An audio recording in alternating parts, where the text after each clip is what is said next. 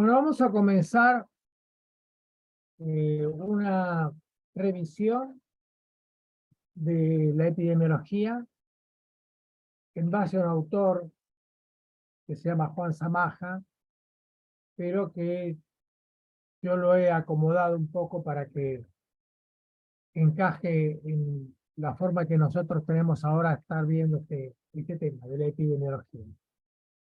Entonces, voy a seguir, porque me parece muy interesante la división que él hace de conceptos, de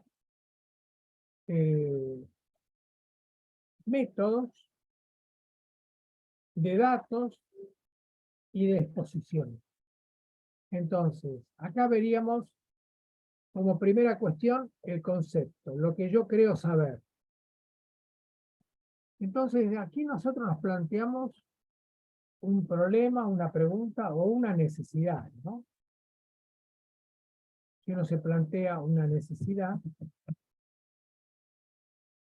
estaría hablando de cosas más ligadas a lo que uno piensa que se va a discutir menos. Cuando uno plantea un problema puede ser un problema como algo más vinculado a un grupo, a una persona, a una inquietud académica. En cambio, cuando uno se refiere a necesidad, es algo que no puede dejar de darse en relación con la salud, ¿no? Tanto ambiental como personal. Así que por eso agregué ahora plantear necesidad, problema o pregunta de investigación.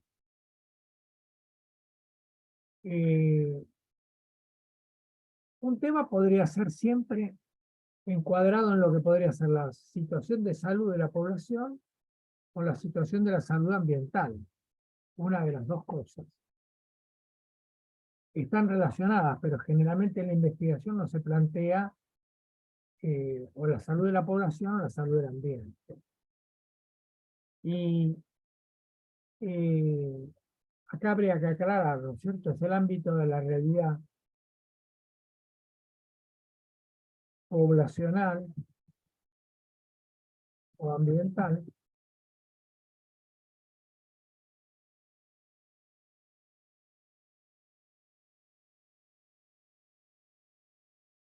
porque los campos de la epidemiología son la salud, la causa de la salud positiva o negativa, o sea, la explicación,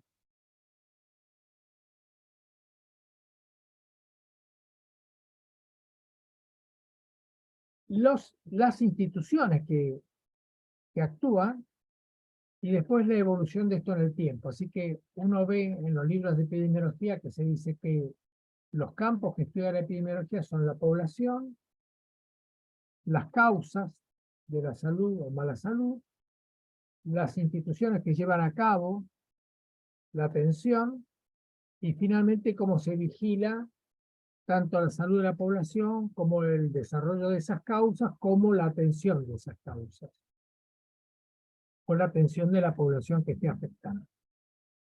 Entonces,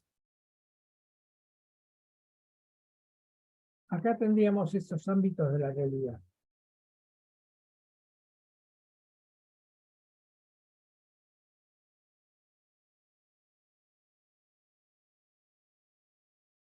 Y es muy importante plantearse la evitabilidad. Por ejemplo, en mortalidad infantil, la evitabilidad, ¿a cuánto creen ustedes que asciende? Los estudios de evitabilidad del propio Ministerio de Salud, en mortalidad, por ejemplo, infantil. ¿Qué proporción dicen que es evitable? ¿Ustedes cuánto creen que es?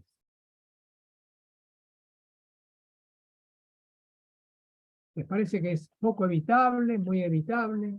En la Argentina tenemos 9 por 1000 de mortalidad infantil. ¿Cuánto es evitable? Bueno, más o menos 2/3. ¿Les parece poco? ¿Les parece mucho?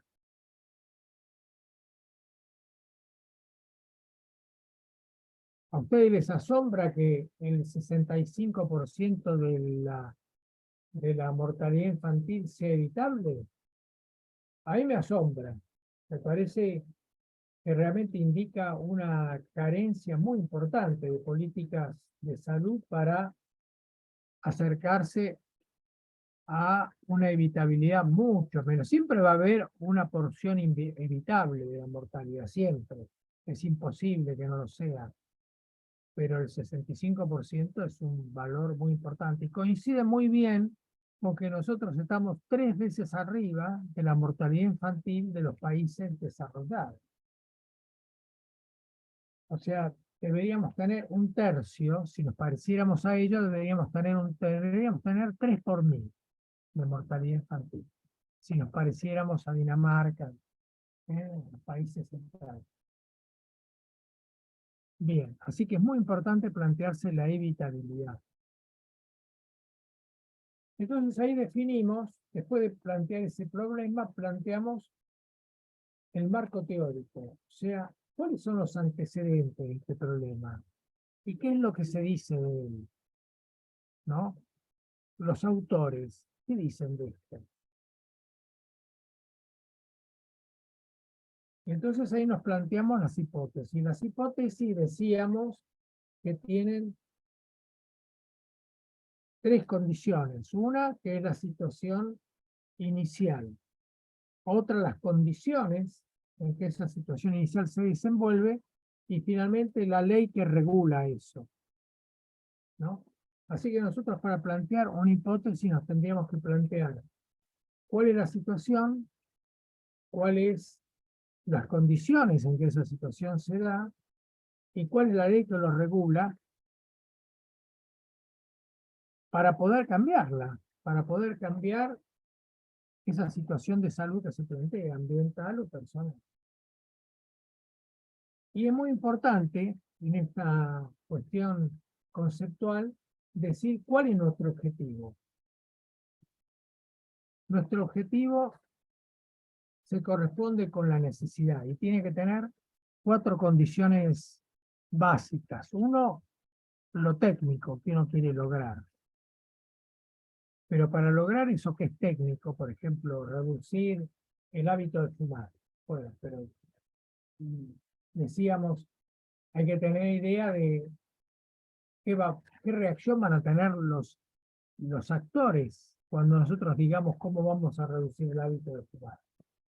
Y cómo va a reaccionar la población. Así que además del aspecto técnico hay el aspecto estratégico, ¿no?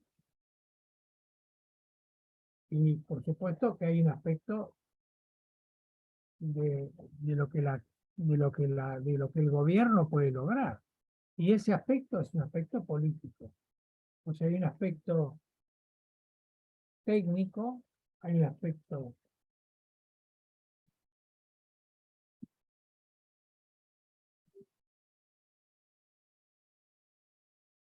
estratégico, que es la reacción de los demás. Siempre que aparecen los otros, estamos delante de un problema estratégico. Hay un aspecto de la capacidad para lograrlo, que es un poder, pero un poder que no es uniforme, ¿no? Porque uno dice poder, parecería que hay un solo poder, no. El poder es plural. Hay un poder militar, hay un poder político, que es el manejo de la institución. ¿Quién maneja la institución? Ese tiene el poder político. Después hay un poder social, que es la adhesión, el voto, la adhesión que tiene la gente con una medida. Después hay un poder económico, que es el recurso con el que yo cuento para llevar a cabo esa medida. Después hay un poder de conocimiento. Yo sé o no sé. ¿Se sabe o no se sabe? Y después hay un poder moral, digamos, que tiene que ver con los valores que están en juego. Entonces hay muchos poderes. Generalmente, los que saben cómo resolver un problema tienen el poder del conocimiento. Pero el poder del conocimiento a veces está muy aislado, ¿eh? Porque los otros poderes no siempre concurren con el conocimiento.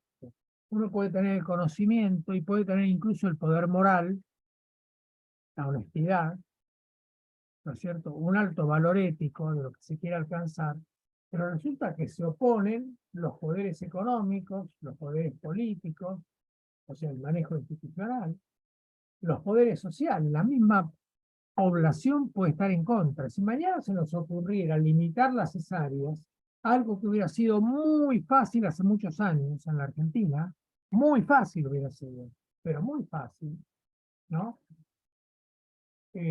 No se quiso, no se quiso. Los efectores de la atención de la salud no quisieron limitar y el poder político no se animó a dar el paso. Un poder político que se animó a dar el paso fue el gobierno de la provincia de Buenos Aires durante el ministerio de Floreal Ferrara. Él trató de limitar las cesáreas, le costó el ministerio. Me decía Floreal, Correa Ferrara, que fuimos muy cercanos nosotros en la relación que tuvimos, Floreal me comentaba que él intentó 4 grandes cosas en su gobierno, en su manejo del Ministerio de Salud de la provincia de Buenos Aires. Intentó privilegiar la atención ambulatoria. Entonces creó el ATAMDOS, atención ambulatoria. ATAMDOS viene atención ambulatoria y domiciliaria para la salud. Eso significa ATAMDOS. Es muy importante que ustedes lean ATAMDOS, que se ve en internet fácilmente, se accede por varios lugares, y Floreal Ferrara, junto con un equipo, inventaron ese programa de atención ambulatoria y domiciliaria. Imagínense lo que es llevar a cabo una política de atención ambulatoria y domiciliaria en lugares urbanos, no solamente rurales, porque eso estaba muy conocido a través de una experiencia que hubo en Jujuy a partir del año 1976, en Jujuy, con el programa de salud rural. Pero cuando uno dice en una zona urbana, dice, ¿cómo hacemos una atención ambulatoria y domiciliaria en una zona urbana? Bueno, justamente ese programa, ese invento, era llevar la atención ambulatoria y domiciliaria dentro de una política de Estado. Él creía que esto se iba a prolongar, si era una política de Estado, a las sucesivas gestiones. En ese momento el gobernador era Cafiero. Entonces él decía, esto es tan importante y tan bueno que se va a prolongar a otros desarrollos posteriores en otras gestiones. Voy a dejar de compartir porque quiero comentarlo con ustedes viéndolos. Entonces, Floreal estaba convencido de que esto era tan bueno que iba a ser adoptado y iba a continuar. Pero eso significaba colocar a los efectores de salud en un pie de igualdad con la atención en las calles, en las casas, ¿no? En una búsqueda activa de la población, en una promoción de la salud, en una búsqueda activa de diagnósticos de casos, que todo esto también iba después a repercutir en la atención de los efectores instalados en los establecimientos porque iban a recibir esa demanda. Imagínense si nosotros dijéramos vamos a buscar más demanda para los hospitales. ¿Será que los hospitales se van a poder muy contentos de recibir la atención de la demanda que va a generar un aumento a través de la búsqueda activa en las calles y en las casas? Bueno, Floreal tenía esa idea. Como yo había sido director del programa de salud rural en una parte de Salta, estaba convencido de que era un invento extraordinario, y a mí no se me ocurría muy fácilmente cómo pensar en trasladar lo que había sido un programa de salud rural a una ciudad. Y a Floreal se le ocurrió que esto era posible. Así que esa era una de sus grandes capacidades de desarrollo de un ministerio, ¿no? Llegar a las casas y a las calles. Con equipos formados por psicólogos, médicos, enfermeras, asistentes sociales. Floreal tenía un elevadísimo concepto de la atención domiciliaria y entonces dijo, si esto es posible, va a ser posible porque mi sueldo va a ser igual que el de los trabajadores urbanos domiciliarios en la provincia de Buenos Aires. Así que imagínense hasta dónde llegaba la convicción de Florial. Contrató equipos de atención, ¿no? Domiciliaria por el sueldo de él. O sea, con el mismo sueldo del ministro. No se ve, ¿no? Es una cosa que no se ve. La otra cosa que él se propuso fue limitar las cesáreas. Las cesáreas estaban creciendo. Había dicho la Organización Mundial de la Salud, a través de centros que tenían en lugares regionales muy importantes, como por ejemplo el Centro Latinoamericano de Perinatología, habían definido que el máximo de cesáreas, para pensar en la proporción normal, era el 10%. Y en ese momento estaba en el 15%. Y él estaba muy preocupado, muy preocupado. Imagínense ahora si supiera que hay establecimientos con el 80%. Los establecimientos privados tienen porcentajes muy cercanos al 80%. La Swiss Medical, la Trinidad, etc. Entonces, eso significaba una, tenía una complejidad muy grande, porque hay que decir a los establecimientos que los establecimientos tienen muchas ventajas con la cesárea. Tienen un ingreso muy superior a partir de los gastos sanatoriales, que se incrementan mucho, el uso del quirófano, etcétera, medicamentos que la cesárea requiere, que no lo requiere el parto natural. Entonces él tenía esta idea, pero tenía este actor enfrente, que son los establecimientos. Y tenía por otro lado también el personal de salud, que a veces, sin necesidad de que esto signifique un aumento en el ingreso, pero sí significa un ahorro de tiempo. Así que también habría que pensarlo como un problema estratégico, ¿no? Pero Florial era muy frontal, y él instaló de la noche a la mañana, se van a reducir las cesáreas, y, y esta es mi política para que se convierta en una política de Estado. La otra cuestión fue el tema de los medicamentos. Reducir el uso de medicamentos, racionalizar la receta, entender que los médicos recetan sin saber lo que recetan. Si uno le pregunta efectos colaterales de un medicamento habitual, muchísimos médicos no tienen la menor idea. No tenemos la menor idea. Y estamos recetando indicados por el laboratorio. Estamos obedeciendo al laboratorio. L'Oréal tenía una gran indignación con el tema del predominio de los laboratorios en la formación médica. Más que en la formación, en la actuación, porque la formación es más enciclopédica y tenemos una cantidad de aspectos conocidos, pero luego en el transcurso de la actividad, el médico se va acostumbrando a recetar y va olvidando muchos aspectos centrales de la indicación, que tienen que ver con, por un lado, eh, la farmacodinamia, ¿no? Por otro lado, la interacción de los medicamentos y por otro lado, el efecto a largo plazo, porque a veces se conocen con los ensayos clínicos los efectos a corto plazo, pero no se conocen bien los efectos a largo plazo. Y no se conocen las interacciones medicamentosas.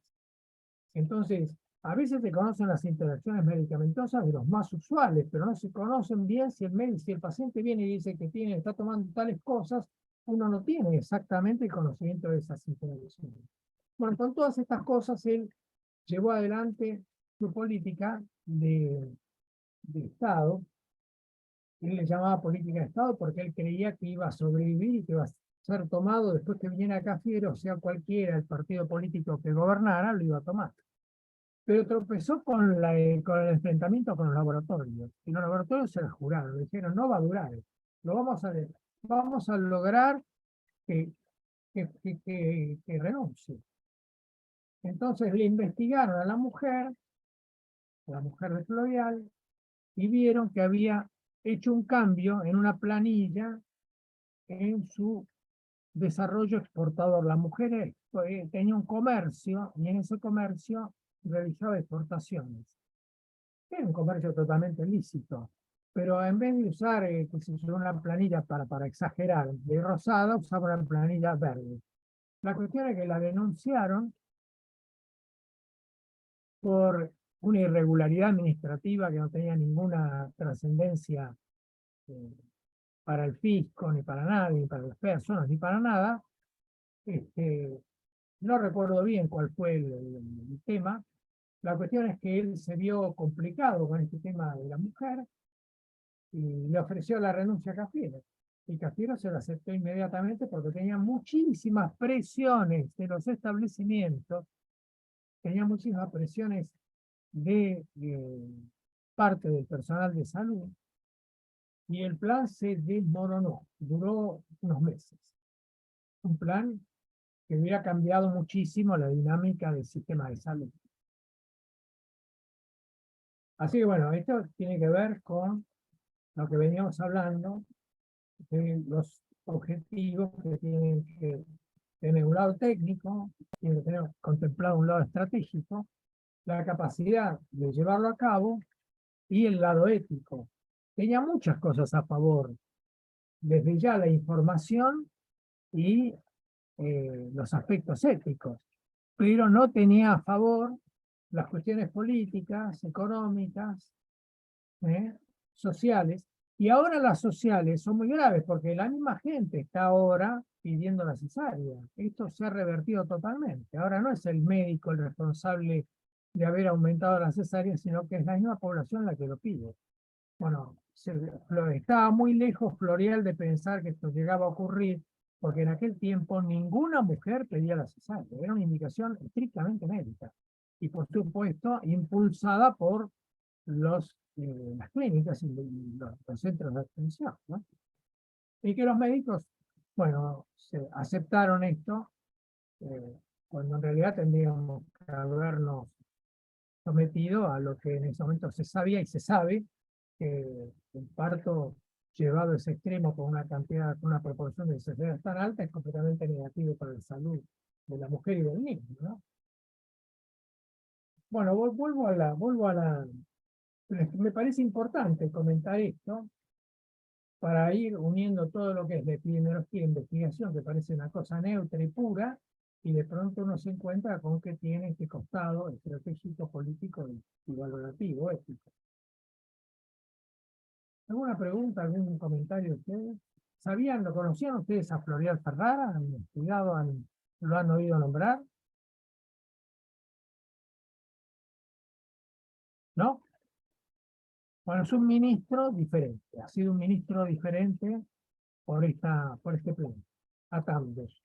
Cuando tengan un momento pueden buscar Florial Ferrara y van a encontrar aspectos de su vida y de su obra, y después se encuentran a Tandos, van a encontrar aspectos del plan, que fue uno de los pocos planes de atención domiciliaria en el país. Los otros fueron los programas de salud rurales. Todos estos planes desaparecieron. Eran extraordinariamente eficaces. Con muy poca plata resolvían un montón. Pero todos desaparecieron.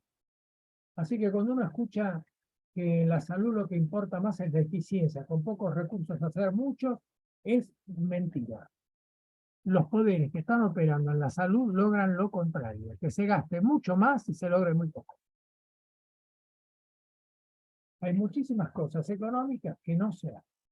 Bueno, la Argentina no adhirió al tratado internacional por la presión que hubo de las provincias tabacaleras que se hubieran visto afectadas gravemente en su economía, que son 7 las provincias que se hubieran visto afectadas gravemente en su economía. Y hubiera tenido que acudir a un plan de reconversión. Un plan de reconversión hubiera sido posible, pero no fue una prioridad en la política pública de ningún gobierno, de ningún partido, en ninguna gestión. Por más que se declame la necesidad de controlar el cáncer que se produce a partir del exceso del consumo del tabaco, esto es una cosa declarativa que no es llevada a los hechos. ¿Cómo se reconoce una ley o una norma declarativa? en general se reconoce porque no tiene presupuesto asignado. Cuando hay mucha presión social, los gobiernos sacan leyes, pero son declarativas porque uno va leyendo a la ley y llegaría al final y tendría que decir cómo se va a hacer, con qué recursos. No está, no está en la ley. Por lo tanto, no es ejecutable. ¿Entienden? Estamos delante de una verdadera, no sé si ustedes entienden que estamos delante de una vergüenza continuada, yo calculo 70 años. 70 años de declinación de la salud en la Argentina. 70 años. No hay, cuando hubo escalones cortitos y no demasiado extensos en la problemática que abarcaron. Generalmente hubo una pendiente que abarcó periodos militares y constitucionales, sin escalones ni en las épocas militares ni en las épocas constitucionales. 7 décadas de caída desde Carrillo hasta acá. Bueno,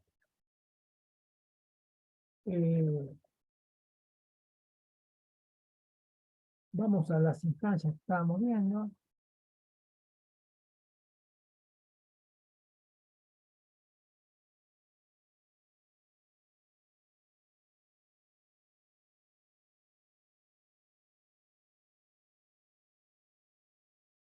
La validación empírica es lo que tiene que ver con el método, ¿no? ¿Con qué método yo me voy a enterar? Y entonces acá está el objeto de investigación, ¿sí? Se compone de estas cuestiones. Por un lado, la unidad de análisis, que es lo que no cambia. Por ejemplo, en el estudio de hemoterapia, la unidad de análisis, ¿cuál sería? La unidad de análisis de la investigación de ustedes en el grupo. ¿Qué es lo que no cambia?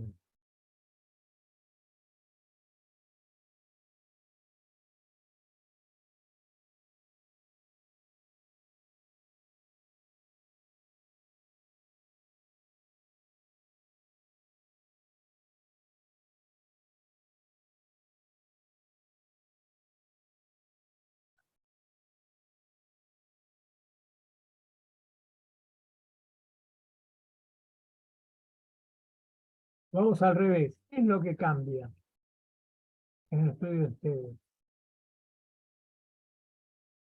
Lo que cambia serían las variables.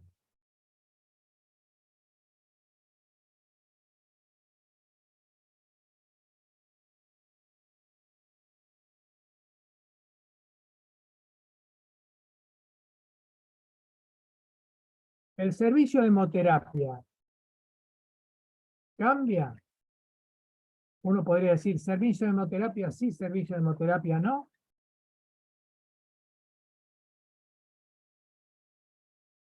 ¿Ustedes qué creen?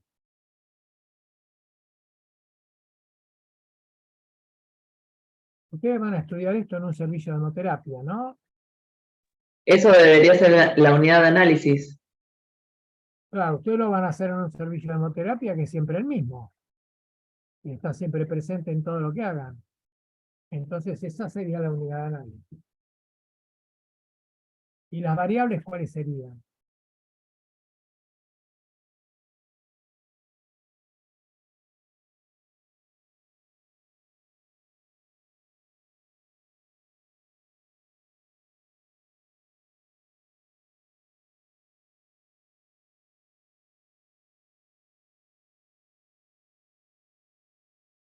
Serían la donación, por un lado, y serían, por el otro lado,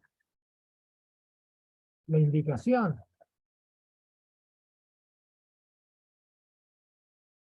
Las indicaciones que tienen demandando las transfusiones. Más en las donaciones, los estudios que permiten realizar realizar la transfusión o no realizarla. Y después tendrían las fuentes, después tendrían la selección de fuentes de datos. Y el muestreo, no sé si tendrían muestreo porque ustedes van a estudiar todas, ¿no?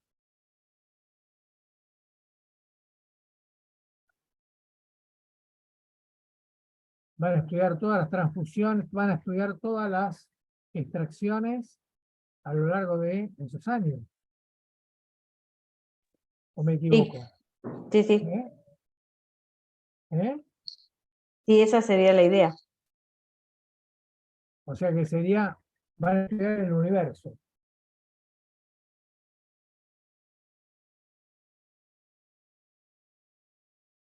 Cuando el universo no es muy grande, no conviene hacer rastreos. Si lo tienen al universo aquí, está todos los datos disponibles, no harían un muestreo,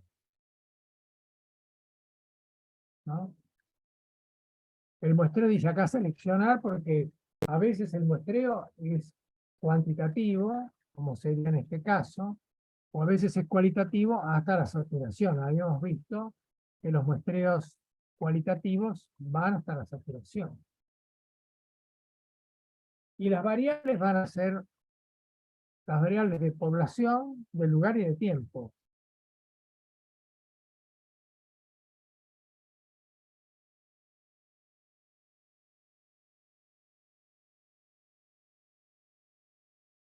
Van a estudiar en el lugar, van a estudiar, me dijeron, 3 partidos, ¿no? Sí. Van a estudiar 4 años. El Sí. año 22, por ahí no les conviene si no tienen diagnósticos. Hasta diciembre no hay.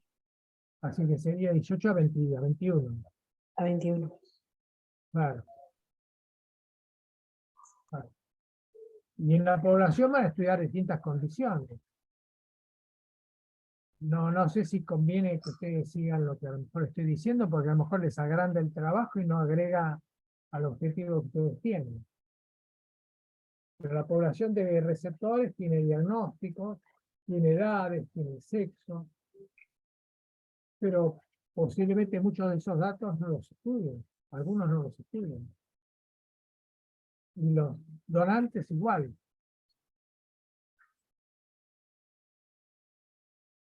Y después están en en las explicaciones, están las explicaciones en el plano singular, en el plano particular y en el plano general. Las explicaciones de qué, de por qué hay una escasez de donantes, sería, ¿no? Cuando uno dice huésped, agente, vector, reservorio, se refiere a las enfermedades transmisibles. En las enfermedades no transmisibles esto no jugaría. Y bueno, acá tendrían que estudiarlo, tendrían que saber en qué plano lo van a estudiar. Lo van a estudiar a lo mejor en un plano porque los datos que tienen no son de todos los planos, o ustedes no tienen el tiempo para abarcar todos los planos. Y van a decidir, bueno, vamos a estudiar en el plano singular. ¿Cuánta sangre se extrae? ¿Cuántas personas lo reciben? ¿Cuánta demanda y cuánta oferta hay? ¿Y cómo cambia eso en los años? Pero si lo estudiaran en el plano particular, tendrían que estudiarlo separando grupos de población, tanto de donantes como de receptores. Y si lo estudiaran en el plano general, tendrían que estudiarlo en función de la legislación, de las normas del servicio, ¿no? ¿Cuánto inciden esas normas? ¿No? ¿Cuánto inciden las políticas del gobierno y las políticas del sector salud y las normas institucionales en la búsqueda de donantes, de dadores de sangre? ¿Cuánto inciden negativamente y cuánto inciden positivamente, ¿no?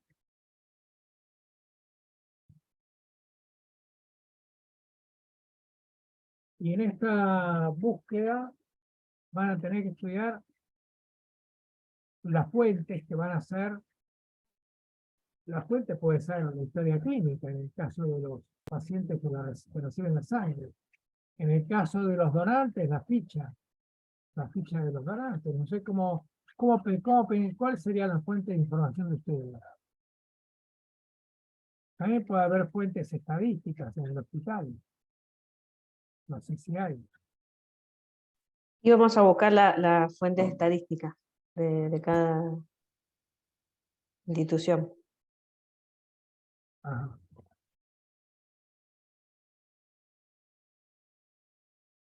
Ah, sí. Así que sería el dato que está en un... Y la fuente estadística los da ¿qué lo encuentran? ¿En una memoria, en un anuario? ¿Dónde lo encuentran?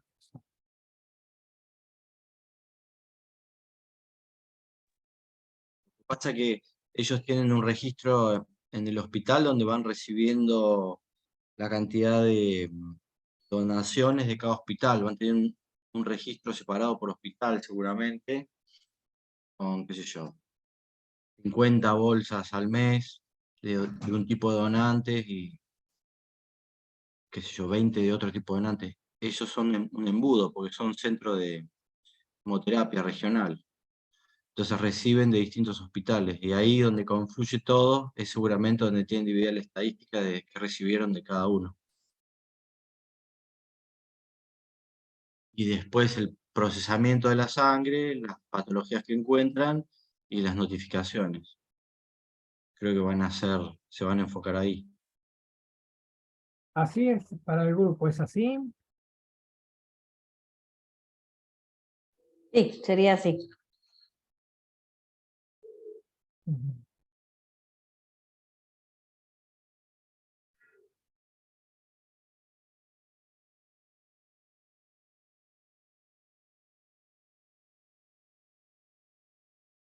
Bueno, en el segundo módulo, donde estamos dentro de poco, van a tener que ver cuáles son las medidas que hay en el sistema de salud para promover o no promover la aparición de donantes, ¿no? La presentación de donantes. Esto las veces las normas van por un lado y la realidad por otro. Las normas están, pero no se aplican. A veces no es necesaria ninguna nueva norma porque la que está es suficiente, lo que sucede es que no se aplica. Bueno, todo eso lo van a ver en el segundo módulo. Formaría parte de este plano de lo general, ¿no? Las medidas institucionales para promover, alentar la donación. Y no van a tener metodología cualitativa, ¿no? ¿O sí van a tener? ¿Van a preguntar algo a alguien? ¿O es un estudio estadístico y de casos? No va a ser cualitativo. ¿Eh? No vamos a tener cualitativo. Va a ser estadístico de caso. Claro. Cuantitativo. Cualitativo no va a haber nada. Bien. Sí, cualitativo hubiera sido preguntar por qué no vino, ¿no? Al donante voluntario. Pero bueno, no va a haber nada cualitativo, no tiene por qué haberlo. Con el dato cuantitativo que ustedes van a lograr, alcance y sobra para hacer el trabajo. Perfecto. Claro, porque nosotros no vamos a ver por qué no vino, sino que ya nos quedamos con el dato de que no vino. Claro. Claro. Sí, sí. Después nos podríamos meter en algún trabajo que sea por qué no vino, que ese sería otro problema ese. Claro.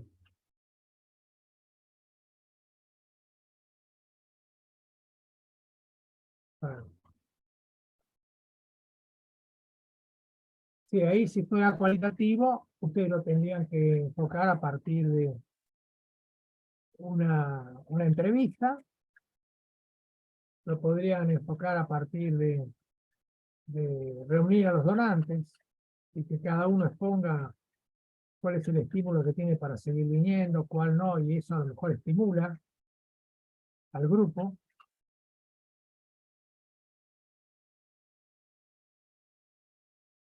A veces es difícil pensar en informante clave porque como los donantes están distribuidos en casas que no están en un lugar comunitario juntas, ahí el informante clave, por ejemplo, que sería una de las técnicas cualitativas más rendidoras, no sería posible.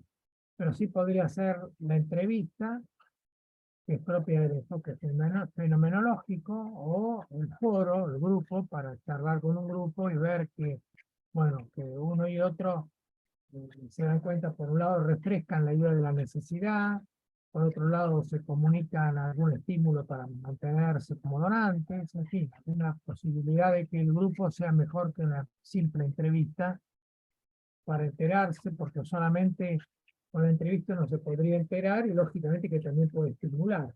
Pero a lo mejor el grupo ya de por sí solo logra un estímulo. Eso también podría haber sido, pero son técnicas cualitativas.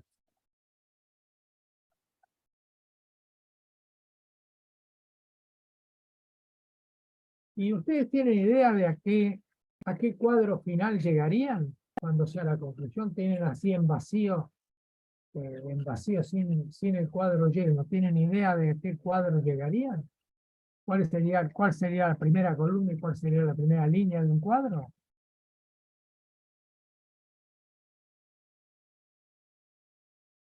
Si ustedes elaboraran ese cuadro en vacío, es muy útil, porque entonces orienta mucho la búsqueda de los datos. Ya tienen ubicado el lugar donde debería parar el dato.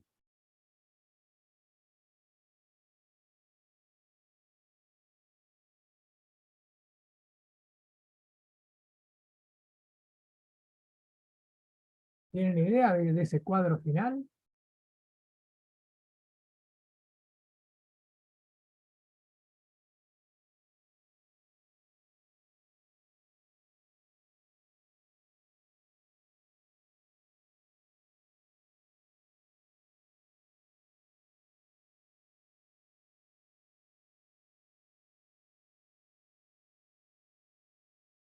Porque si ustedes tienen donaciones y...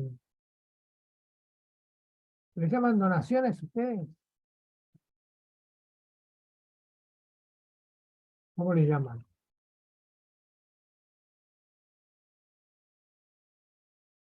No entendí la pregunta, ¿qué? Para llegar al cuadro final, que en este momento carece del dato concreto, pero ustedes tienen idea de un cuadro, o pueden tener idea de un cuadro al cual van a llegar como conclusión de todo ese estudio ahora. El cuadro va a tener una primera columna y va a tener una primera línea que define los contenidos que hay adentro del cuadro. ¿Cuál sería la primera columna y cuál sería la primera línea para conformar el cuadro final de datos de este estudio que van a hacer? Porque podrían ustedes tener donaciones, la palabra que usan, donaciones. Sí, donaciones. Sí. Tenemos una columna que diga serologías positivas. Donantes, seguramente. Y después tienen indicaciones. El otro dato es indicaciones de transfusión, ¿sí? Así que tendrían donantes que concurren y que no concurren, en el caso de los voluntarios. Y en el caso de indicaciones, indicaciones realizadas, indicaciones no realizadas. Está la indicación, pero no la realizaron. Se me ocurre que podría ser un cuadro así, no sé si ustedes lo han pensado así. Eso les daría 4 casilleros, pero sería para los donantes voluntarios. Después estarían los donantes por demanda ocasional, que se internó un familiar o que, ¿no?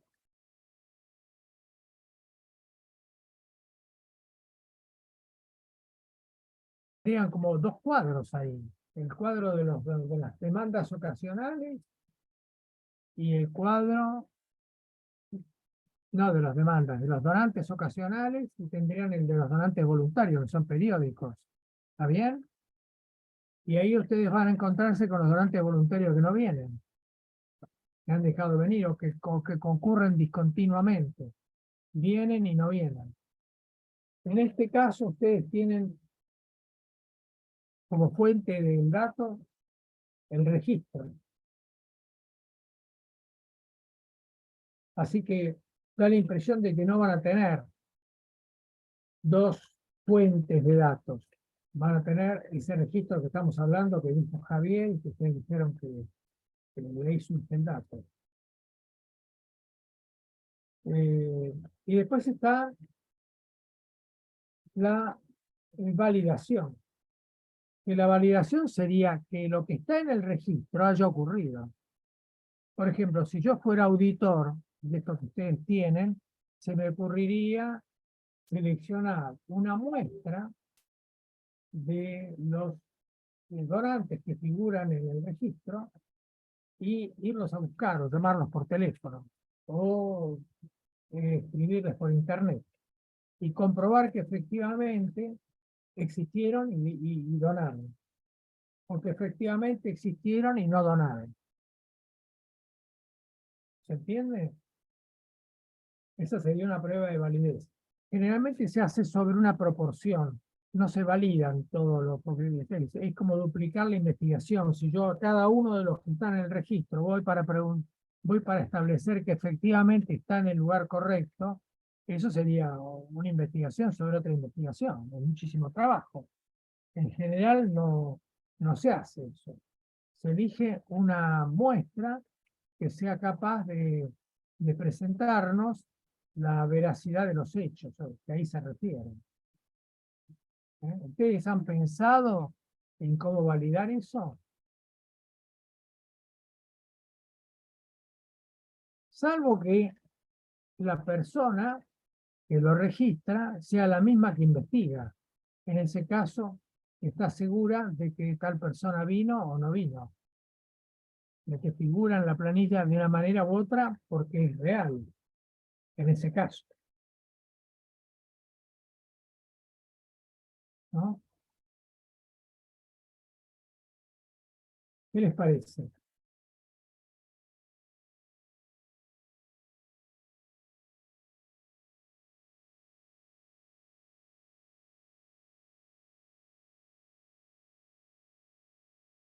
La prueba de validez tiene que ver con la sensibilidad y la especificidad.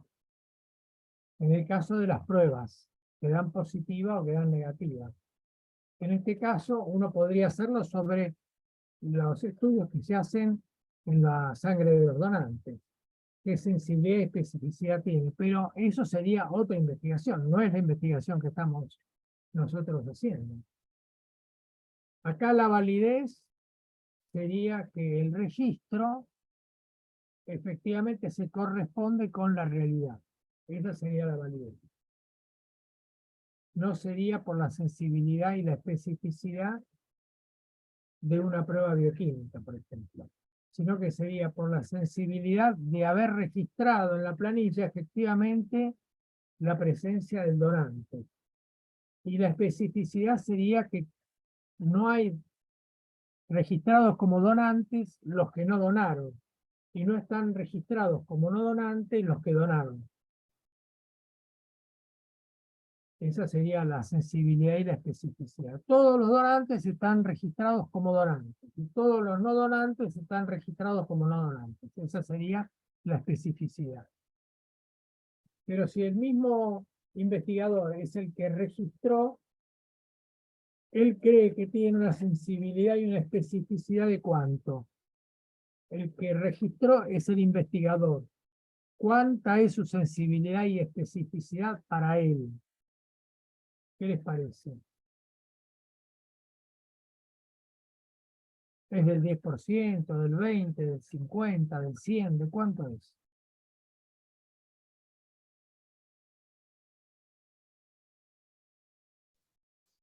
Para el investigador, el 100%. Claro. Para el investigador, si uno le dice cuántas personas que donaron están registradas como donantes, va a decir el 100%. ¿Y cuántas personas que no donaron están ausentes de tu registro? Voy a decir el 100%. ¿Se entiende? Alguien que lo investigue a él va a hablar de una sensibilidad y una especificidad distinta si logra ver que los donantes no donaron, algunos, o que los no donantes donaron. Y va a decir, el registro tiene una sensibilidad y una especificidad de tanto, que va a ser distinta de la sensibilidad y especificidad que cree tener el que registró. También podría ser que haya falsificado. Podría ser. Uno ha encontrado registros falsificados que no tienen una sensibilidad y una especificidad del 100%, aunque el que registra diga que la tiene. Pero porque hay una falsificación, hay un dato que no es correcto. ¿No? Y bueno, y el procesamiento los va a llevar a encontrar los datos que nosotros encontramos en el esquema estadístico, ¿no? La frecuencia.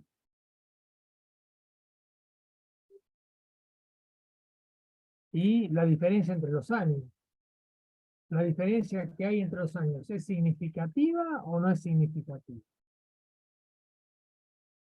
La significación de la diferencia entre un año con otro. ¿Vale?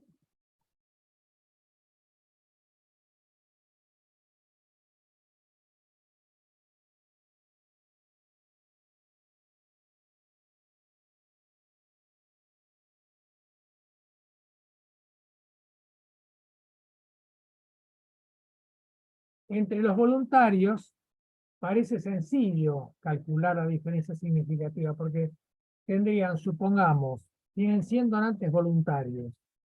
Es muy probable que entre un año y otro no haya cambios trascendentes. ¿Me equivoco? Hay a veces cambios trascendentes en la cantidad de voluntarios que están en el registro de quimioterapia.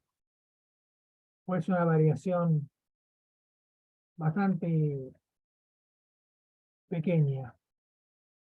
Supongo Por yo que ejemplo, una de las variaciones que se vio es que durante la pandemia aumentaron la cantidad de donantes voluntarios. mucho. Y con, bueno, no tengo los números, pero bueno, con respecto a los años anteriores, eso sí, sí se había visto. Pero es lógico porque, digamos, los dadores de reposición, que son los que tienen que ir por normas de la institución, por cirugía y demás, esas, por un lado, disminuyeron porque no había cirugías, por ejemplo, y por ahí lo que influyó un poco en eso fue, en un momento se utilizó el plasma de paciente convaleciente, ¿no? Como un posible tratamiento para la infección. Sí. Y a vos cuando vos supiste el aumento de voluntarios, ¿te asombró? ¿Te pareció un aumento importante? A mí me asombró porque yo no estoy en hemoterapia, ¿no? Hubiera pensado que no era así. Claro. Bueno, cuando tengas los voluntarios, vas a tener un grado de cumplimiento y un grado de incumplimiento. O para no llamarle incumplimiento porque son voluntarios, así que sería un grado de ¿cómo sería? Una proporción de donantes entre los voluntarios que no va a ser el 100%. Es correcto eso, ¿no? Todos los voluntarios no son 100% donantes. Son voluntarios, pero algunos no van. O van en forma intermitente. Entonces van a tener una proporción de intermitentes y van a tener una proporción de no concurrentes. ¿Está bien? Entonces esa proporción va a cambiar de un año al otro.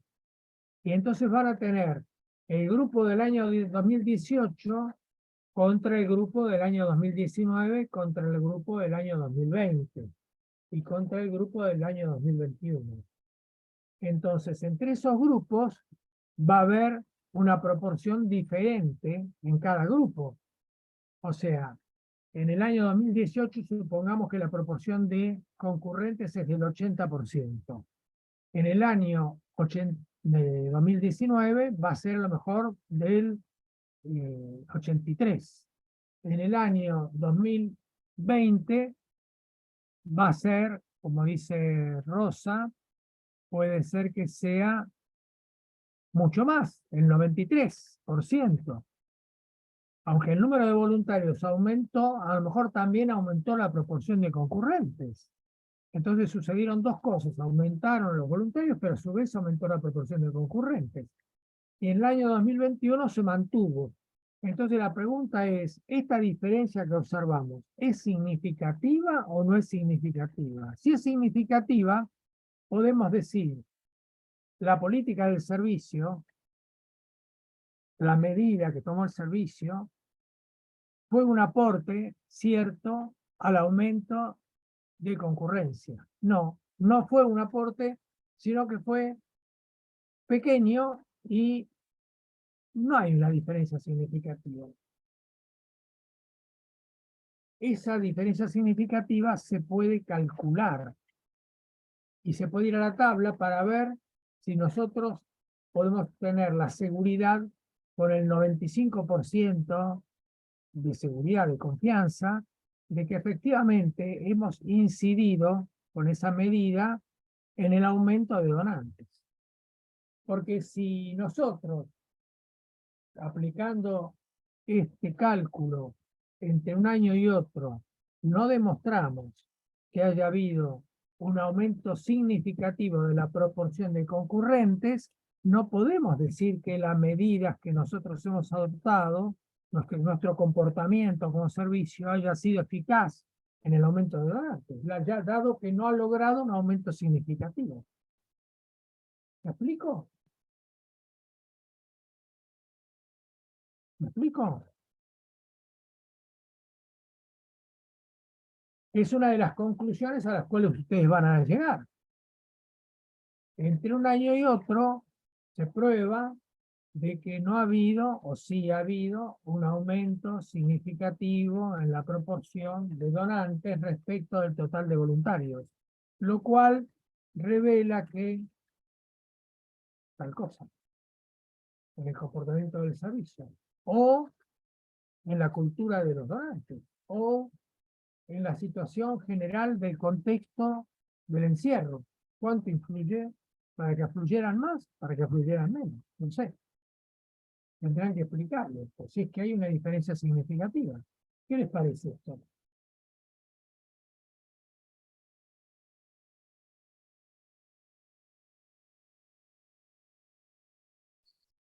Por ahí se puede explicar en contexto de la situación social, depende de cada año. Depende, En el tiempo, ¿no? 2018, dependiendo en qué época se produjo. claro, sí, Una vez teniendo los datos, podemos inferir por qué se produjo las variaciones, ¿no? claro, claro. Sí.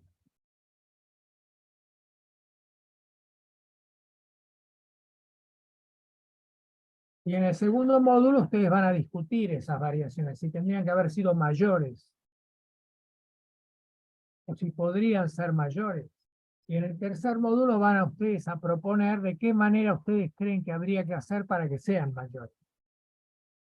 Ese sería el desarrollo del estudio completo. ¿Eh?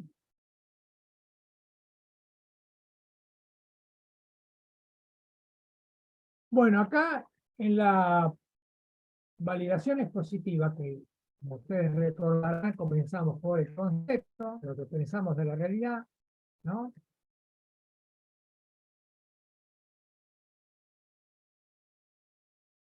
Inicio, vamos a pintarlo, ¿no?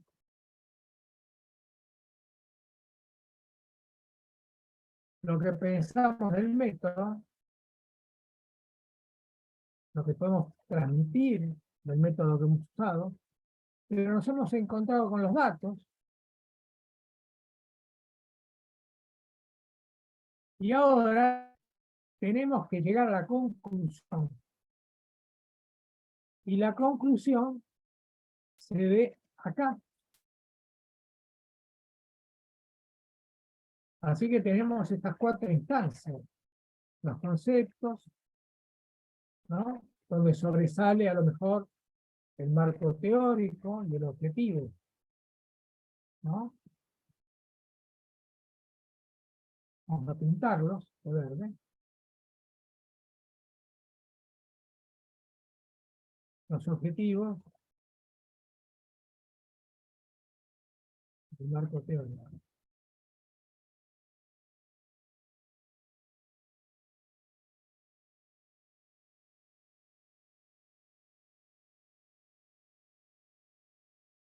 Bueno, no quiere pintarse. Se despinta. Bueno, pero ya está ahí. Ahora, en el método va a sobresalir las variables que ustedes van a tomar en los distintos planos. En el plano que van a elegir, que parecería ser el plano singular. Me parece a mí, por lo que escuché hasta ahora. Porque ustedes no van a estudiar la condición social que facilita o no facilita, que los donantes concurran, que no concurran, etc. ¿No? Entonces, me parece que va a transcurrir por el plano singular. Pero es bueno saberlo, porque si tuviera que hacer otra investigación, a lo mejor la otra investigación se la plantean en el plano particular, ¿no? Y después van a tener una metodología cuantitativa para abordar estas variables en estos planos. Y con una técnica que va a ser fundamentalmente estadística.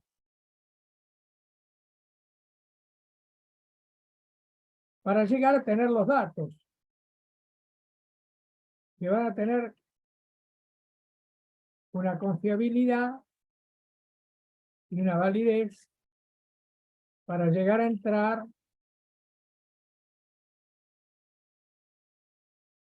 en un cuadro que yo les proponía que lo pensaran en vacío para tenerlo anticipadamente y que dé lugar a la conclusión.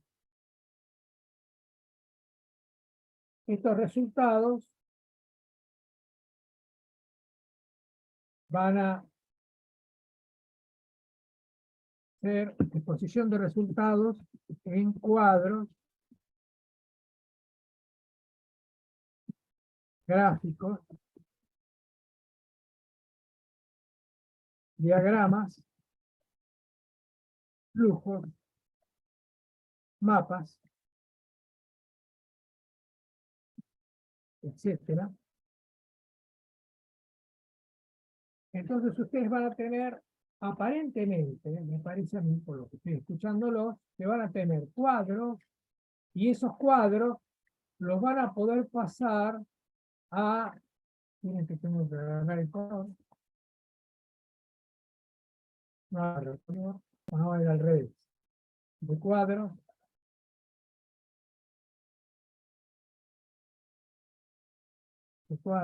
no quiere pintar cuadros, se resiste. De cuadros gráficos van a pasar, sí, de cuadros van a pasar a gráficos, por ejemplo, van a hacer una torta, ¿no es cierto? Con los datos numéricos van a poder pasar o a un gráfico de tablas o a un gráfico de tortas. No creo que hagan diagramas, flujos, mapas, esto no creo, me parece que no sale. Me parece que no sale.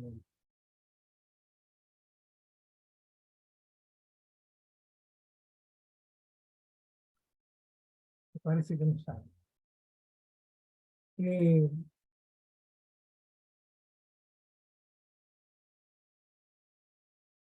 La conclusión, muy importante acá, la conclusión, fíjense que vamos a agregar estas palabras mágicas. Se trata de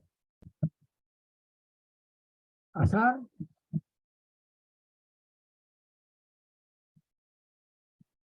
sesgo o realidad. Esa es la conclusión epidemiológica que van a tener. Estamos delante de un desarrollo librado al azar, estamos delante de un sesgo, estamos delante de una realidad. ¿Qué les parece? ¿Cuáles pueden ser las situaciones de azar, de sesgo, de realidad en lo que ustedes van a encontrar? Van a estudiar 4 años, van a estudiar voluntarios, van a estudiar donantes ocasionales. Supongamos que el 18 con el 20, como dijo Rosa, tienen una diferencia asombrosa, ¿no?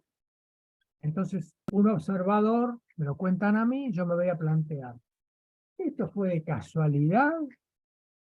¿Esto es un sesgo sobre la donación que se produjo porque se registró lo que no se registraba? Hay un sesgo del investigador, hay un sesgo del registrador. Pues que realmente hubo un cambio. Esto que me dice, bueno, durante la época de encierro ocurrieron muchas más. Es que esto es real, esto realmente ocurrió. Y esto realmente se puede atribuir a esa época, cosa que no ocurría, nunca hubo un cambio semejante en 4 años. Ese cambio es específico del momento del año 2020. En el año 2021, ¿se mantuvo lo del 2020? ¿No se mantuvo? ¿Se mantuvo porque algo cambió en el registro, porque algo cambió en el estímulo, porque algo... Bueno, esto sería la conclusión. Estamos delante de la casualidad, estamos delante de un cambio en la población donante, estamos delante de un cambio real porque lo que se hizo en el 2020 efectivamente incidió en la donación. ¿Me explico con esto? ¿Hay alguna duda? Debe haber alguna duda de esto, ¿no? De lo que estoy diciendo. ¿Qué piensan?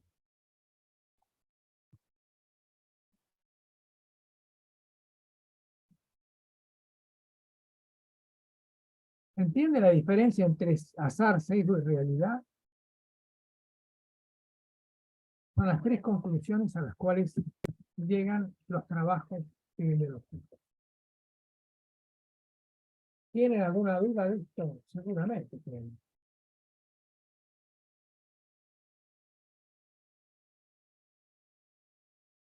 El año 18 y 20 son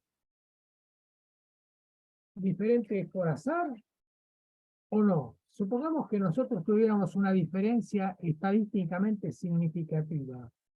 Al tener una diferencia estadísticamente significativa entre el año 2020 y el año 2018, ¿qué hemos eliminado? ¿Hemos eliminado la realidad?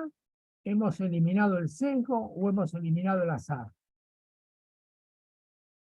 Si yo digo que tenemos una diferencia estadísticamente significativa entre el año 2020 y el año 2018, ¿qué eliminé?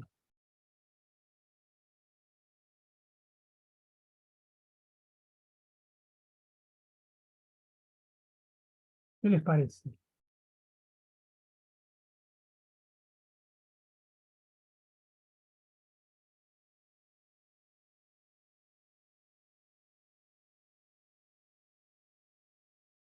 ¿Eh?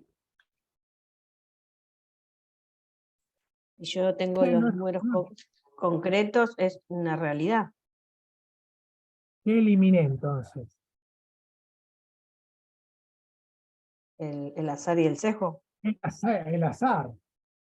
El sesgo no sé, porque después me pongo a ver los registros, no sé. El sesgo no sé. Yo lo que tengo Ujú. son números. Lo que con los números eliminé es el azar. Con el cálculo estadístico eliminé el azar. O sea, si tengo una diferencia significativa, es una diferencia que eliminó el azar. Ahora, El si la azar. diferencia, ¿cómo? ¿Cómo? Sí, sí, sí, está bien, ahí lo iba siguiendo. Si en cambio yo tengo una diferencia y no la estudio en su significación estadística, alguien me podría decir, mira, la diferencia de concurrencia entre un 80% y 90% es de casualidad. El año que viene va a ser de nuevo del 80%. Se vuelve para atrás. ¿Por qué es de casualidad? Es una cosa del momento. No tiene no implica una tendencia. No es sistemático el cambio. ¿Se entiende?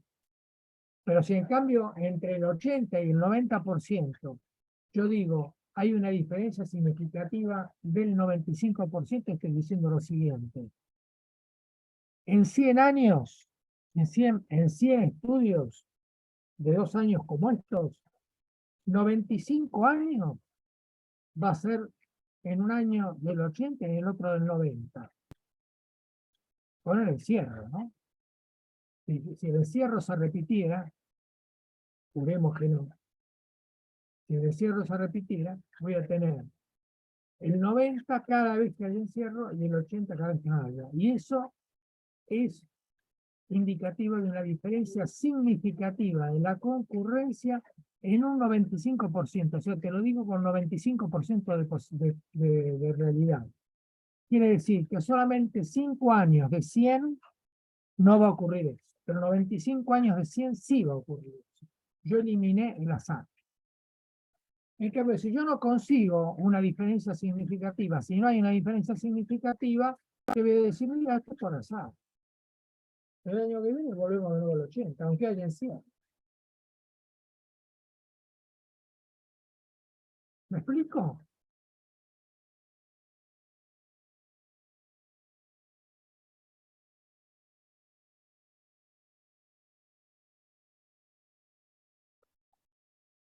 ¿Me explico? ¿Bien o no? O lo volvemos a repetir. Eh, ¿Se entiende bien qué quiere decir? Que la conclusión va a decir si es por azar, por sesgo o por realidad.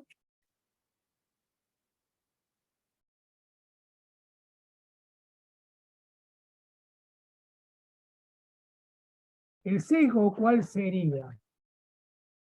El sesgo sería el siguiente. Supongamos que en el 18 fue del 80% y en el 20 es por el encierro del 90%. Y yo tengo una diferencia significativa. Alguien me va a decir, puede haber un sesgo. Seguramente varios. Pero un sesgo, uno para tener idea de lo que podría significar un sesgo acá sería que el que me discute lo que estoy presentando me diga, mira, si vos no llegás a medir en otro encierro, se puede dar el sesgo que se llama antes y después, que también se conoce como sesgo de Hawthorne, porque es la provincia, es la ciudad de Inglaterra donde se descubrió este sesgo, a través de que en era una fábrica de tejidos, ¿cómo sería? Una fábrica de tejidos, es una hilandería, una hilandería. En la hilandería a alguien se le ocurrió que para favorecer el aumento de la producción pusieran música. Y efectivamente, con música se logró una fabricación aumentada de productos textiles. Pero de pronto, por algún motivo, la música se suspendió. Y cuando se suspendió la música, la producción volvió a aumentar porque ya venía decayendo con la música. Y cuando se suspendió la música, volvió a aumentar. Entonces, el epidemiólogo que estudió este fenómeno dijo, se produjo un sesgo que le podemos llamar antes y después. Quiere decir, la producción cambió con la música y después de la música. Y no es por la música entonces. Si hubiéramos estudiado solamente sin música y con música, hubiéramos dicho, sí, la música aumenta la producción. Pero como se dio el caso de que después desapareció la música, se volvió otra vez a estudiar y se vio que la producción había vuelto a aumentar sin la música. Entonces ese fenómeno se llama antes y después. Quiere decir, nos dirían, ¿cómo sabemos que efectivamente el encierro tuvo que ver? Tendría que haber otro encierro y tendría que haber antes del encierro, encierro, después del encierro, nuevo encierro para ir construyendo esta secuencia y decir que efectivamente cada vez que hay encierro aumenta y cuando no hay encierro disminuye. Si eso no se demostrara, habría que ser la salvedad. Podemos estar delante de un sesgo antes y después. ¿Me expliqué?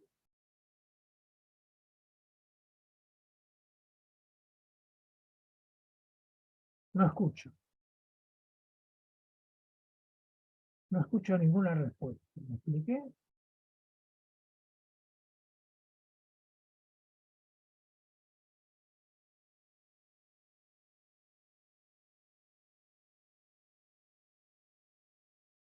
No escucho ninguna respuesta. ¿Tenemos que explicar de nuevo el sesgo de antes y después?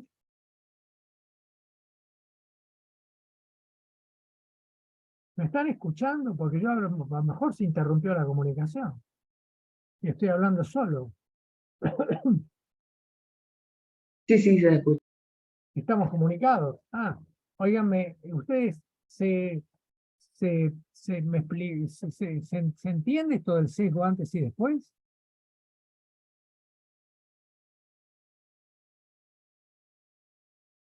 ¿O no se entiende?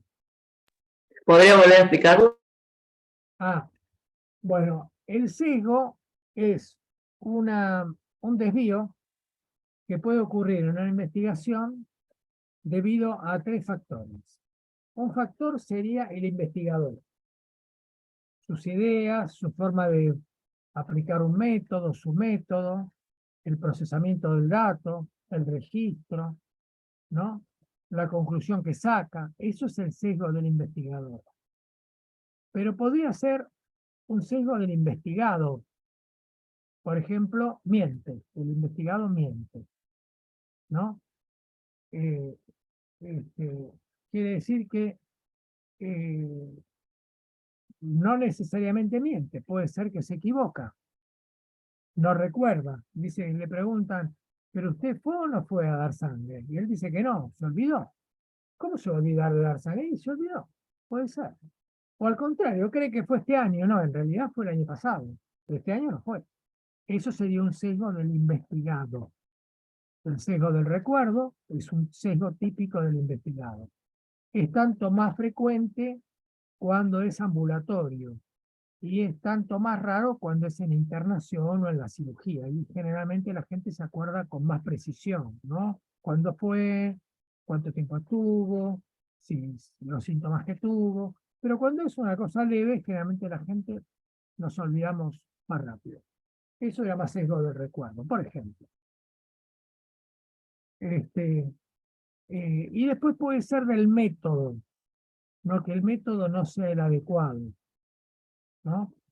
Entonces, uno puede tener en el arco, en la arquería, por ejemplo, un sesgo del investigado sería que le cambiaran el lugar del blanco. Un sesgo del método sería que el arma tuviera torcida la mira.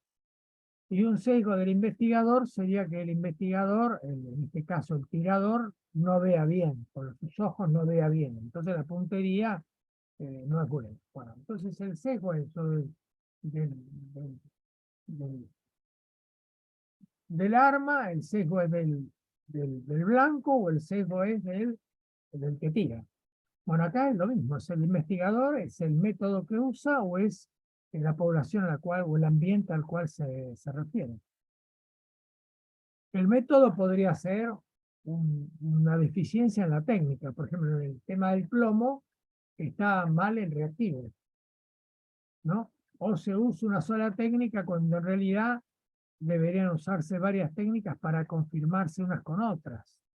Generalmente hay un gol estándar, ¿no? Un estándar de oro. Y uno dice, bueno, la mejor técnica es esta. Todas las demás técnicas se comparan contra esta, ¿no? Entonces podría ser que hubiera un error de técnica.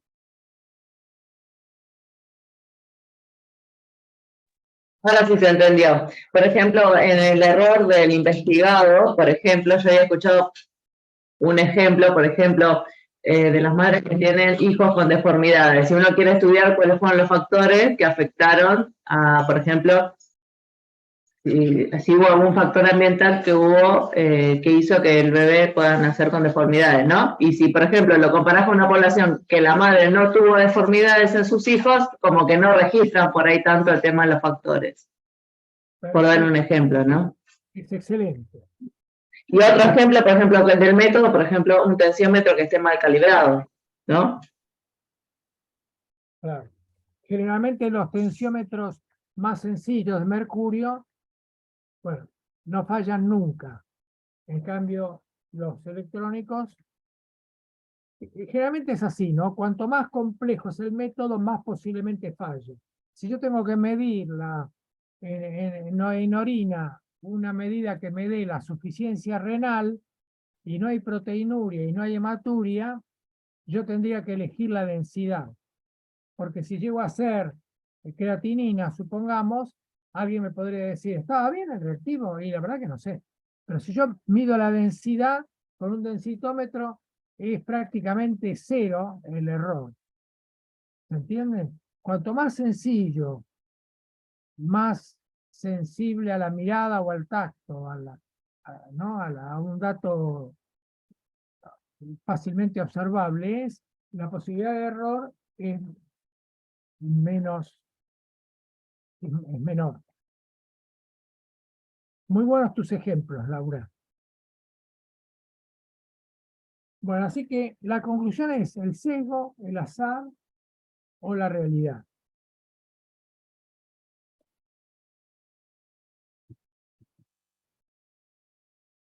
Vuelvo al...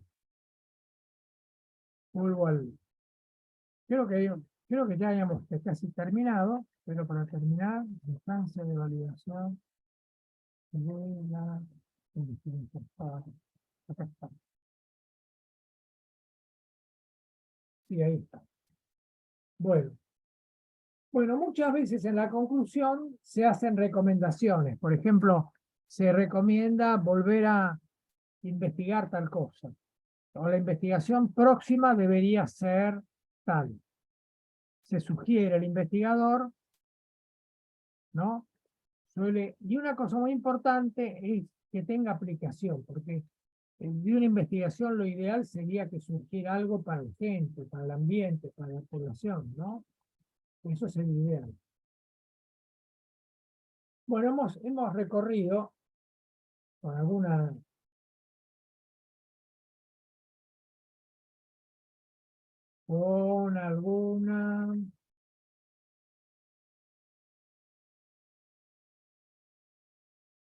grupos. 2018, 2019, 2020, 2021. ¿Cuáles les parecen que van a tener mayor diferencia significativa? Mayor diferencia. ¿Entre qué años?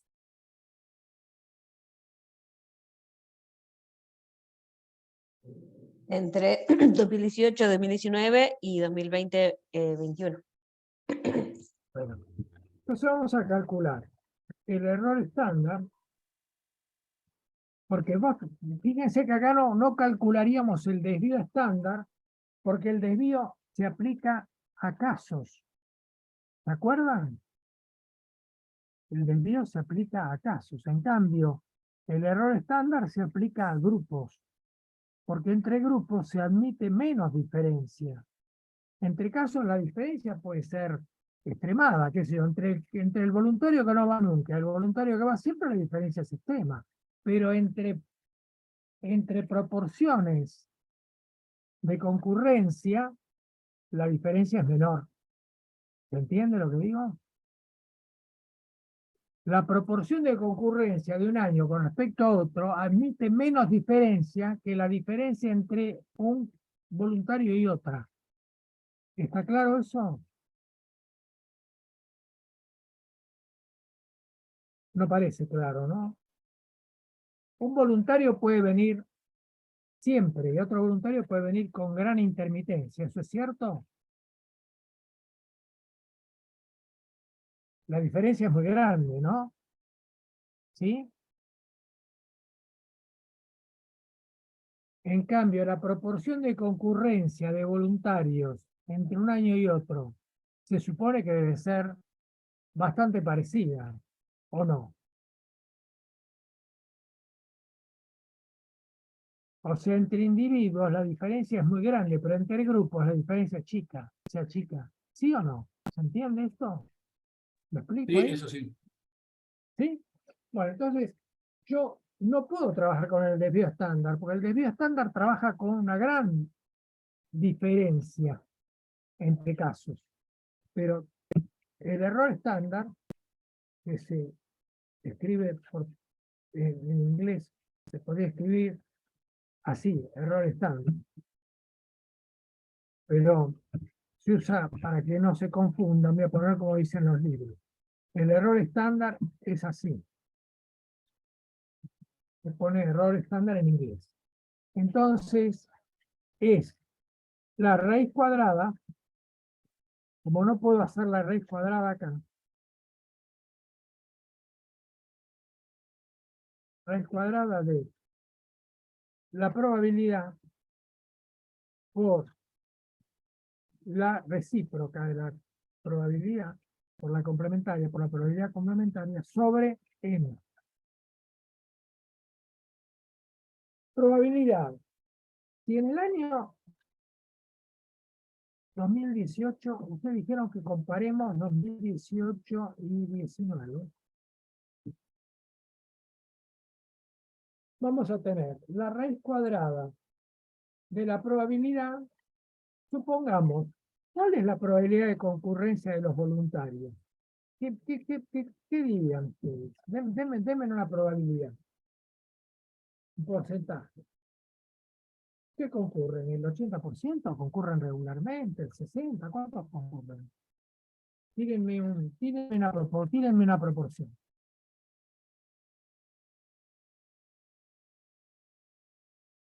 Cualquiera, la que les parece más probable.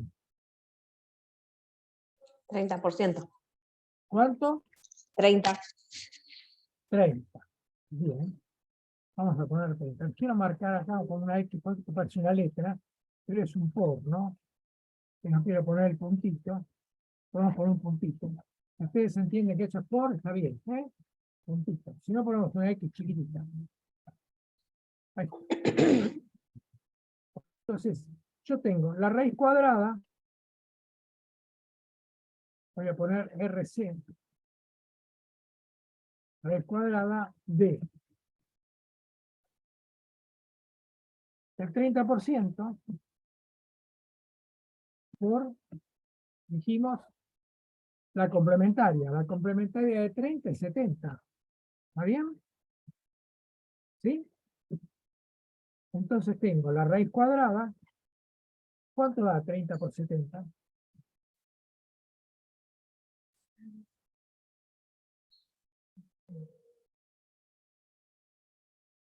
¿Cuánto da 30 por 70? ¿2100? Me equivoco.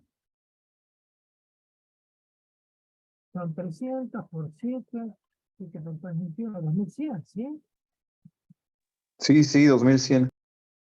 Bueno, 2100. ¿Quién saca la raíz cuadrada de 2100? ¿Tienen máquina ahí para sacarla? Le preguntan al tío Google, pongan raíz cuadrada de 2100. Y les va a saltar sin necesidad de hacer sin necesidad necesidad de buscar matemáticamente.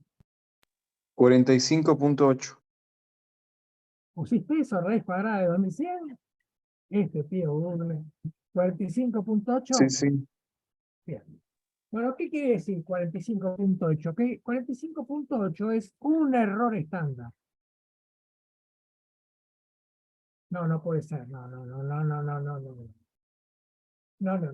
45 por 40, 50 por 50.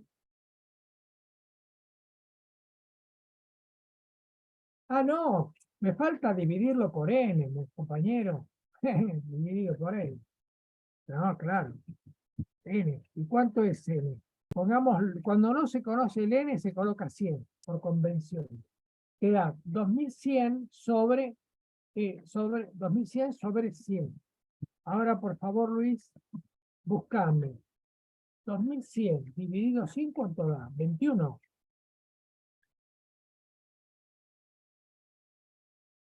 Vendría a ser raíz cuadrada de 21. De 21, sí.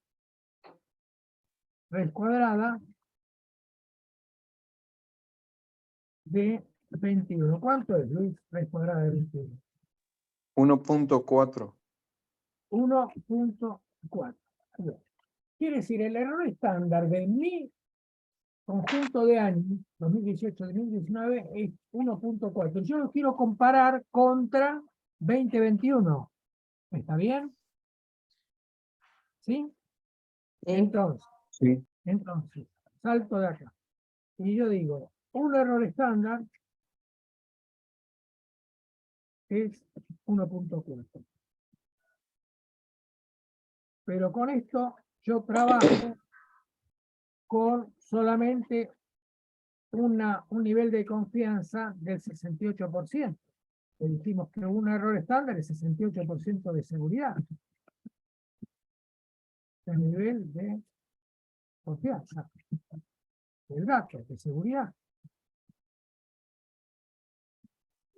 Es poco, ¿no? Poco trabajar con la seguridad del 68%. Entonces vamos a poner 2 errores estándar.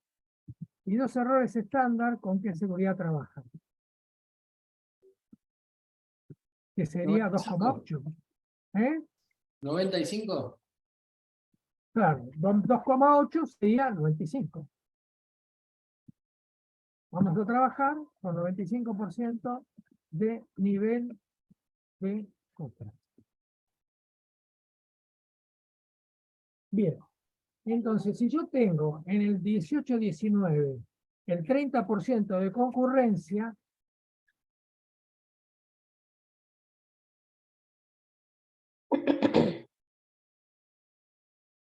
$30 más menos 2,8 es igual a ¿cuánto? A 27.2, 27.2 y 32.8. O sea, en el año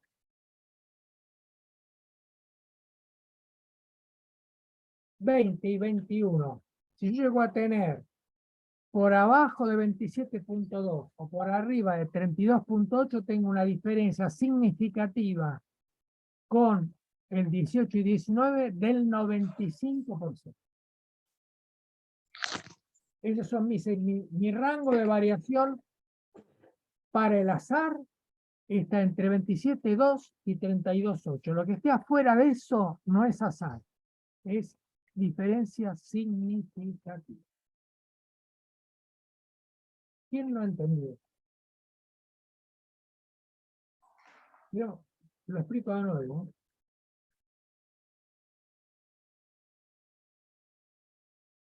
Supongamos, sí.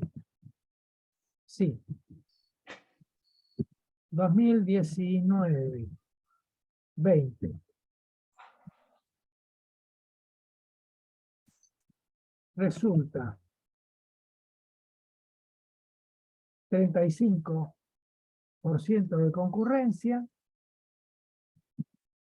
Mi probabilidad de que sea por azar es menor de 0.00.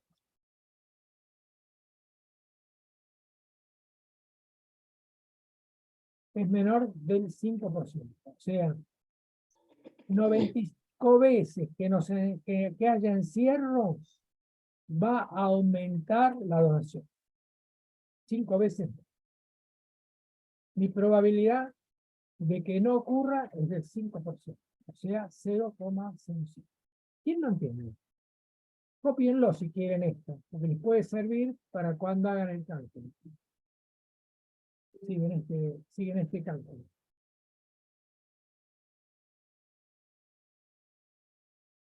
¿Nos hemos equivocado en algo? ¿Las cuentas están bien? 30 es lo que me dijo Laura, 70 es la complementaria, 30 por 70 da 2100, dividido 100, que se Mario, pone 70 ¿qué es? la complementaria de 30. Yo tengo el 30 de concurrencia y tengo el 70 de no concurrencia. Ah, ok, ok. Me da 2100, ¿no? Efectivamente, está bien eso. Dividido 100 te da 21. La raíz cuadrada de 21 la calculó Luis. Es, sí, está mal, está mal. La raíz cuadrada de 21 puede ser 1.4. Ahí hay un error.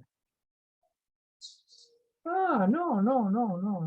Acá hay un error, Luis. Volví a buscar en el tío Google.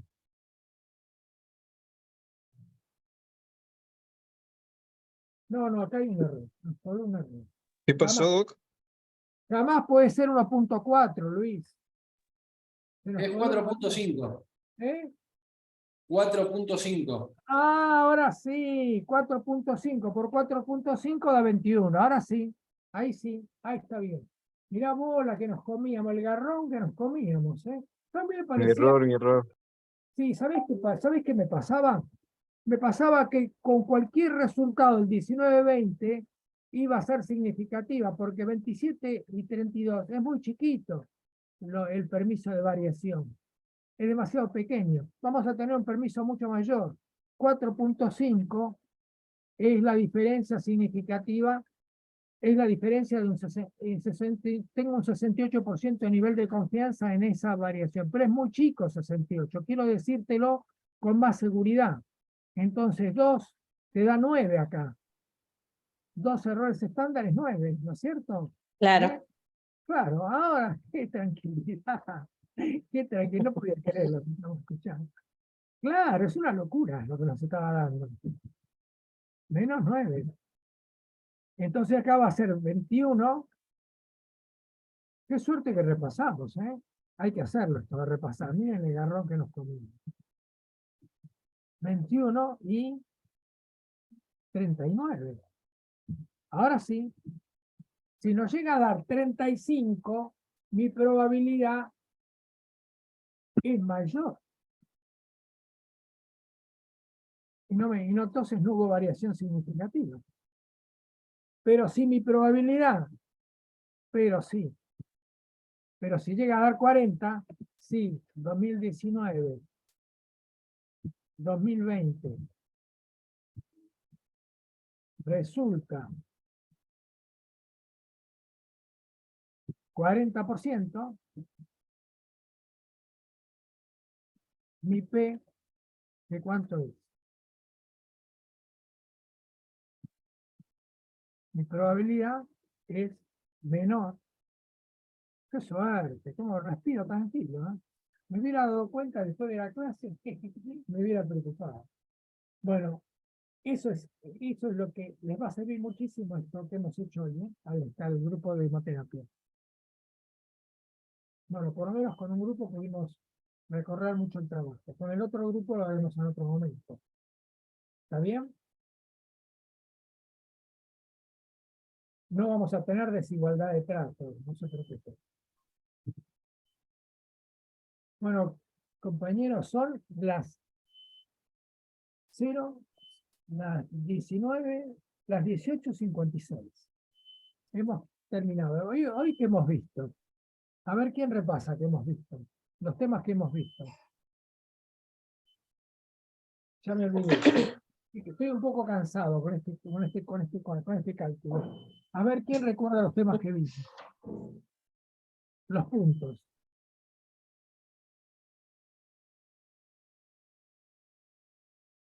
El primero que vimos fue el análisis multidimensional para discutir la causalidad lineal. ¿Se acuerdan? Vimos eso. ¿Sí? ¿Cuánto silencio, eh? Con Martín Di Marco hablaban mucho más ustedes. ¿Se escucha lo que estoy diciendo? Sí, Así que vimos el análisis multidimensional para discutir la causalidad lineal y darnos cuenta de que aparte de la relación lineal causa-efecto nos interesan los planos particular y general porque en la administración los vamos a necesitar para pensar ideas más amplias y no referidas solamente a a la gente y al efecto. Como decía Ocaña, el dengue es un problema de mosquitos, virus y dengue. Pobre pueblo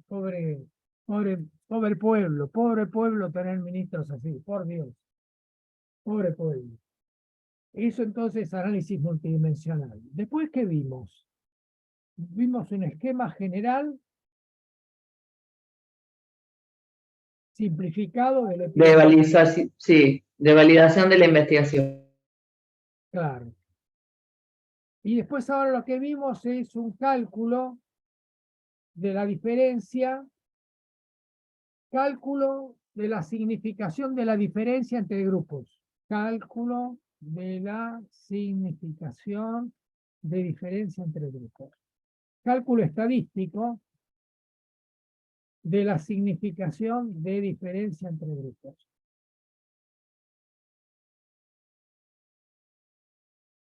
Bueno, espero que se haya entendido, espero que les haya sido útil.